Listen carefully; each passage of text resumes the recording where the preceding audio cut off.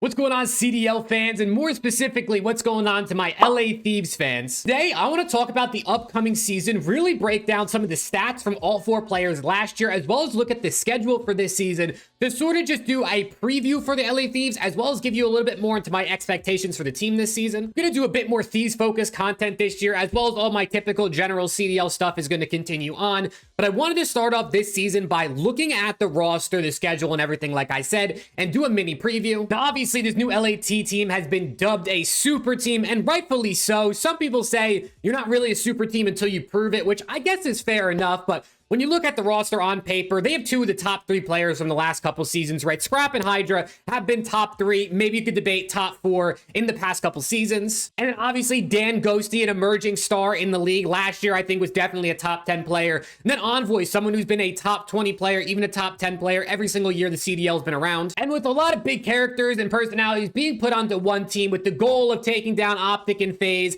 a lot of people have high expectations for this team, and we're going to get into that in a moment. But first thing I want to talk about and look at the stats for each individual player based on MW3 last season, because going into this year, there's a lot of people sort of questioning maybe the formula and the players that the Thieves put together for this super team. So first things first, let's look at the individual cards for each player. Shout out to Breaking Point, obviously, for everything they do for the scene and for these cards. Now, of course, stats are not everything, but it does give you a general idea of sort of the impact or lack of impact of players having in different areas of each mode. So as you can see, Hydra, I mean, 96 overall card, but despite that number, it's really the micro stats we want to look at when it comes to anything like this. I mean, he's a slaying machine, right? The kills per 10 minutes, the kills per round, the damage per 10 minutes, the first bloods are all there for Hydra. He is the best, or was the best last season. This is his overall season card at kills per 10, damage per 10, and kills per 10 in hardpoint and control. Obviously, Hydra is a player that I think in any team, any system, you plug him in and he's going to do his job.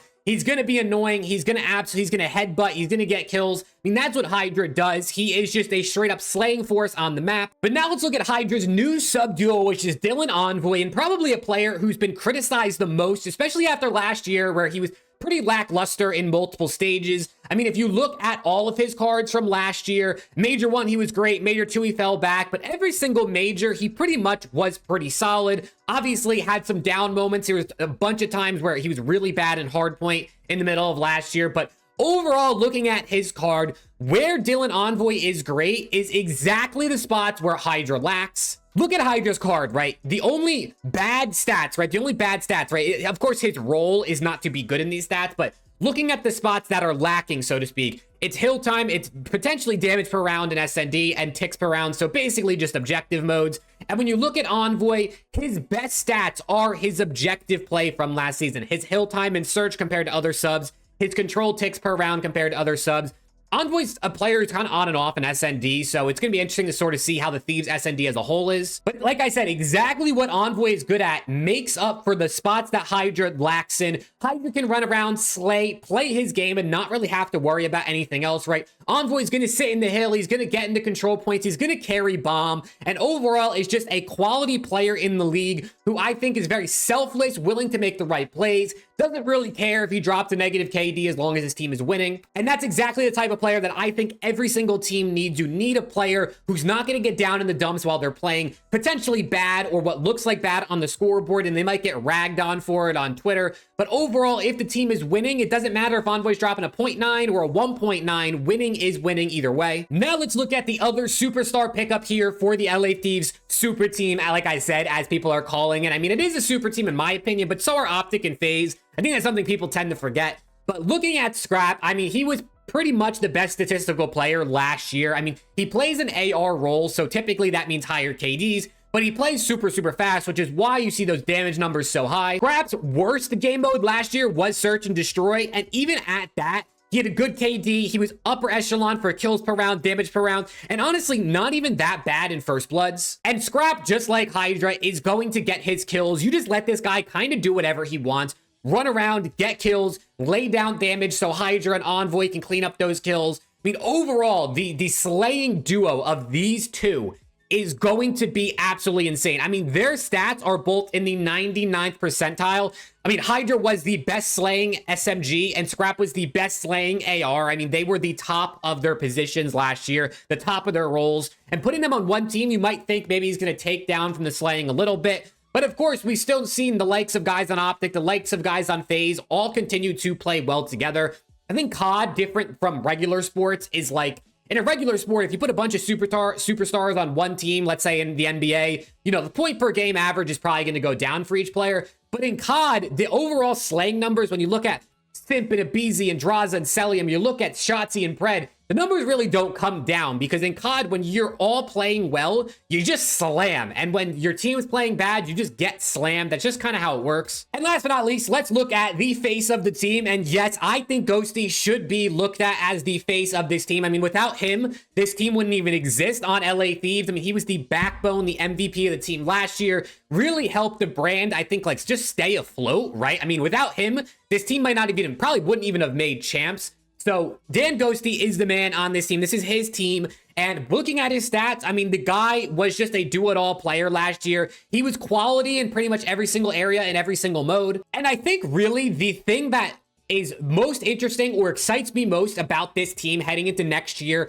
is going to be the pacing. Looking at the engagement numbers so we can get a feel for what the pacing is going to be like on this team. Sorting by hardpoint engagements per 10 minutes. As you can see, Hydra is number 4 at 48.69 engagements. And then if you take out Xnit and Cobra because they only played EWC, Hydra would realistically actually be number 2. And then Scrap is number 9 as well. And with Paul X, Pro Loot, 2 Real, Harry. I mean, Scrap and Hydra essentially are the second and third fastest hardpoint players from last season. But then the area that I think makes it even more interesting, like I said, is Ghosty and Envoy sit right next to each other here at about the middle of the pack in hardpoint pacing last season. And with how fast-paced Black Ops 6 seems to be playing, especially with the rule set and the maps we have right now going into the season, I'm recording this on November 19th. This game is very fast-paced, and having players that can keep up with this pace, I think is going to be a huge strength for this LA Thieves team. Just comparing the numbers from last year to looking at the likes of Optic and FaZe, who obviously did not make team changes, Dashy and Celium were slower players, while the other 3 definitely picked up the pace. Of course, Dashy and Celium can definitely pick up the pace. We've seen them do it. It's not like they can't do it. But all 4 LA Thieves guys were playing at a solid pace last season, and heading into this year, I think they're going to be ready. I think they're going to be used to it. And like I said, with the way BO6 is playing, I think this is a strength for the team going into the season. But now let's look at the schedule for the team heading into the year. Kind of what are we looking at schedule-wise, and what splits are going to be potentially the splits that we come in as the number 1 seed, and maybe give us, you know, the easier route to the finals, or at least to the winners finals. Looking at Major 1 first, this is probably the hardest split, right? I mean, we play C9, we play FaZe, we play Optic, we play a bunch of other teams in here that I think are going to be solid. Then going into Major 2, definitely maybe an easier split. We still do play Optic, we still play Ultra, Ravens, but overall, a split that's obviously significantly easier if you're not playing both of the top 3 teams.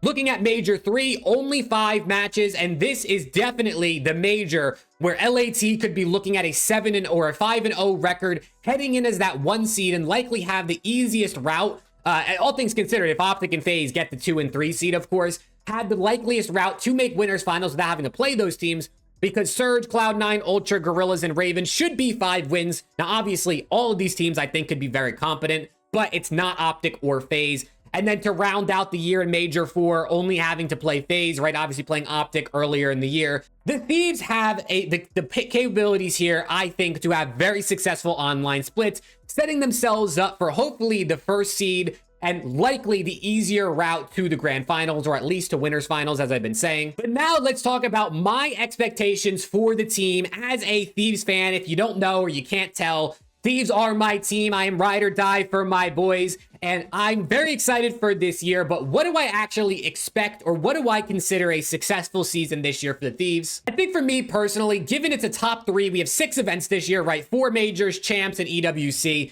If the Thieves came away with 2 event wins, I think that would be a good, successful season, and that is my expectation for the year. Now, of course, I want it to be like 1 major and champs, right? I want one of those events to be champs. I think winning champs is it's what everyone's eyes should be set on. Now, if the boys were to win 3 majors but lose champs, would I be disappointed? Obviously a little bit about champs, but winning 3 of the 4 majors would of course be insane, or 2 majors, the EWC would also be great. But really for me, I would expect and want to see them win 2 events, hopefully 1 major and champs. And make sure to let me know if you're a Thieves fan, or even if you're not a Thieves fan, what your expectations are for the team in the comments. But I think for me, the key to a good season here for the Thieves, and this is something I believe Scrap touched on, I don't know where he said this, but I definitely heard him or watched a clip of him saying this, is really going to be for the Thieves to not peak too early and to have hopefully a gradual increase in how good they are throughout the season. If you look at the Toronto Ultra last year, right, where Scrap and Envoy were, they won Major 1 in dominant fashion. I mean, we're by far the best team, and then did not win anything for the rest of the year. If you look at the likes of Hydra and Ghosty, though, they were really good at the end of the season, but in the beginning of the year wasn't too great. And even going back further, if you look at NYSL, when they won champs with Hydra on that team, they were really good in the beginning of the year. They won the first major, then they kind of dipped, and then they won the last couple events of the year. So overall for me, I think really the key to victory here, because I think they have the talent, right? This is a team that even if they're struggling, you're not going to make a roster change. Similar to Vanguard Thieves, you ride it out, you figure it out, because the talent is there. This truly is one of the most talented teams on paper that I think has the right players with the right skill sets and roles to find success. So I really do think making sure that, they give it their all, obviously each stage, but they constantly try to get better and not necessarily are too focused on winning early to meet the fan expectations. I would rather have, like I said earlier in the video, I'd rather have them peak at the end of the season and win champs or something like that, win champs and EWC, or win Major 4 and champs,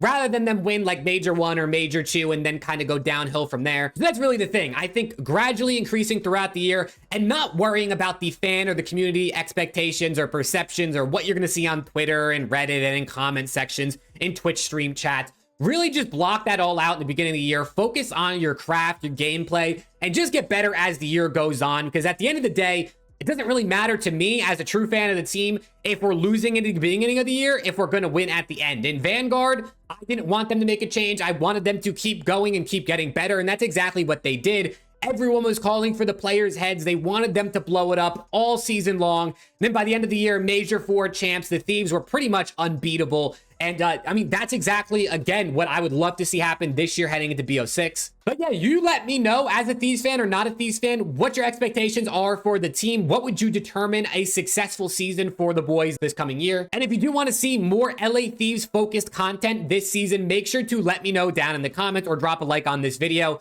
Like I said, I'm a big Thieves fan. I'm going to keep doing my typical CDL stuff, my power rankings, tier list, predictions, the podcast. All that stuff is going to stay for sure because I am a COD fan first and foremost. I mean, I just love competitive COD. I do want to do more LA Thieves specific things as it is my team, and with the team being so good, I think there's no better time to start. And yeah, with all that being said, if you enjoyed, make sure to sub to the channel. We're on the road to 7K. Potentially by the end of the year, we'll see. It's going to be a tough mark. And hopefully I'll see y'all in the next one.